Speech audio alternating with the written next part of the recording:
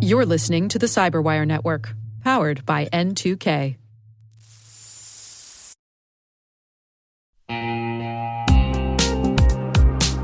Ever wished you could rebuild your network from scratch to make it more secure, scalable, and simple?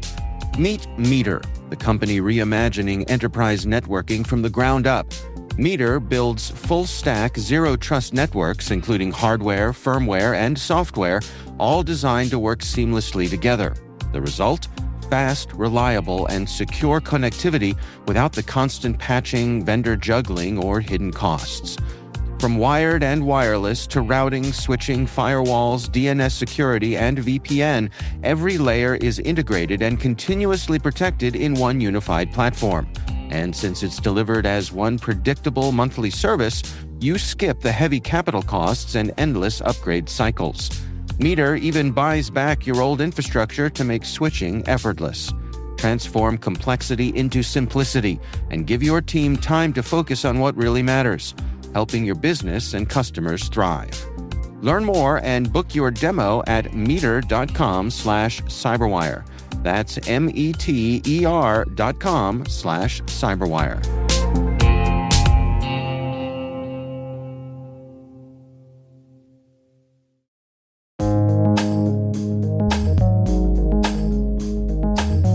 The word is Apple lockdown mode. Spelled Apple, as in the technology company that produces Macs, iPhones, and iPads, lockdown, as in a state of restricted access, and mode, as in a way of operating.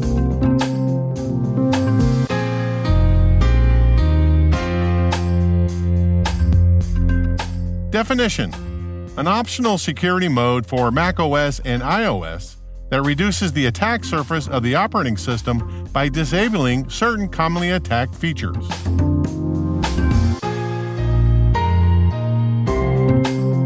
Example sentence: lockdown mode prevented the spyware from exploiting the zero-day vulnerability in FaceTime.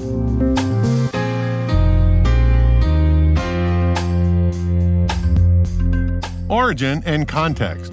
As of this episode, lockdown mode is an upcoming security feature that will be included with iOS 16, iPadOS 16, and macOS 13 Ventura. The mode is disabled by default, but can be enabled in settings under privacy and security. Lockdown mode is intended for a small number of users who believe they are more at risk than the general-purpose internet user of being targeted by cyber adversary groups. Examples might include dissidents, company executives, senior government officials, and journalists, like Jamal Khashoggi, the Washington Post journalist who was tracked using the NSO Group's Pegasus software by unknown parties. On October 2, 2018, assassins murdered Khashoggi when he walked into the Saudi consulate in Istanbul, Turkey. According to Apple, quote, lockdown mode offers an extreme optional level of security for the very few users who, because of who they are or what they do, may be personally targeted by some of the most dangerous digital threats, such as those from the NSO Group and other private companies developing state-sponsored mercenary spyware.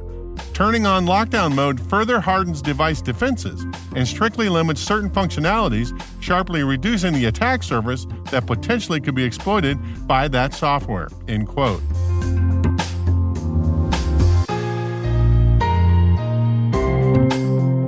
Nerd reference. In July 2021, Frontline, a PBS news program, published their investigation of the Pegasus software. On October 2, 2018, journalist Jamal Khashoggi walked into the Saudi consulate in Turkey and never came back out. Around the time of his murder, a powerful spyware may have been used to surveil his family. Activists, journalists, all are said to have been hacked by spyware developed by the Israeli company called the NSO Group.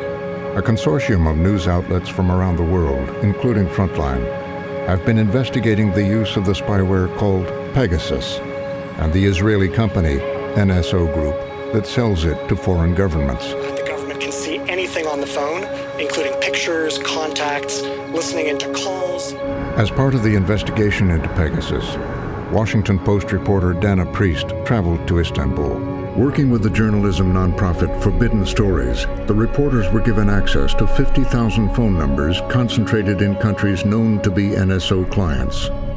They included journalists, politicians, human rights activists, and Jamal Khashoggi's fiancée, Hatice Cengiz. Dana Priest and a producer working for Frontline and Forbidden Stories met with Hatice to verify if her phone had in fact been hacked. On the 6th of October of 2018 seems to have been a first compromise, which was followed by some additional traces on the 9th and then on the 12th.